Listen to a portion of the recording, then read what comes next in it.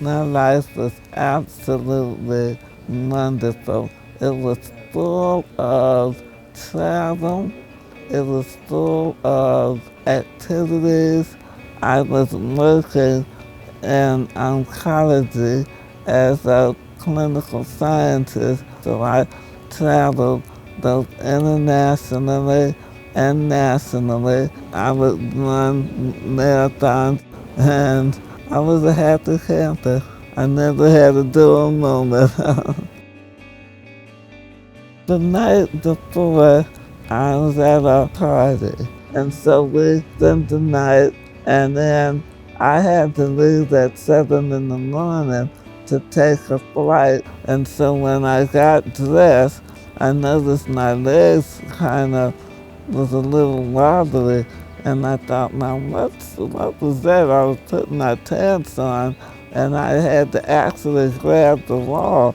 And I said, what is this? I know I can stand up on one foot. And I'm headed to the airport. And then when I noticed at the airport getting on the plane, I noticed that I was weak. And I told Richard that my legs were feeling sluggish. And he said to stay home. And she said, no, I'll be okay. I'll get a good night's sleep tonight when I get there and I'll be okay.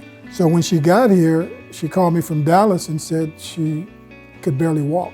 By the time she got to Killeen, Texas, where I was at, she couldn't walk at all. So got her to her hotel and laid her down, and the next morning, she was not able to move at all. So I had to take her to the emergency room. I remember going into the emergency room and seeing the lady at the front desk, but I don't remember collapsing or how long I was there. I don't remember. I know that they ended up transferring me to another hospital. I was already unconscious at that time.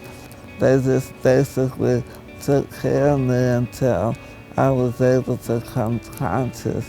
And they told me I was going to be in the hospital for a very, very long time.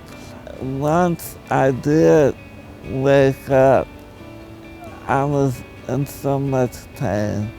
I was completely paralyzed.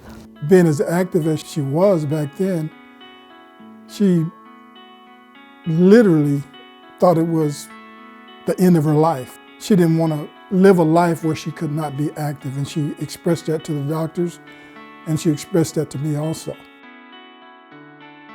The reason why I ran from this wheelchair is I had been on my own advocating for a pull-down table in the bathrooms.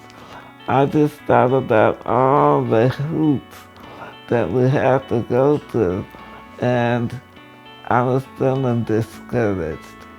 And I said, no one is listening, and this is really bothering me. So I was in the day program. It's a program for people who are in a wheelchair and have neurological problems. It gives us some socialization. When I was there, I said, my concern is that we don't have pull-down tables so that we can go to the bathroom and go out into the community and enjoy ourselves. And so when I was discussing it, one of the ladies said, you are the one from Miss Wheelchair, Minnesota. She said, this will be a great platform for you, and as Miss Wheelchair, Minnesota, you'll probably be heard a little better. And so then I did apply, and the rest is history.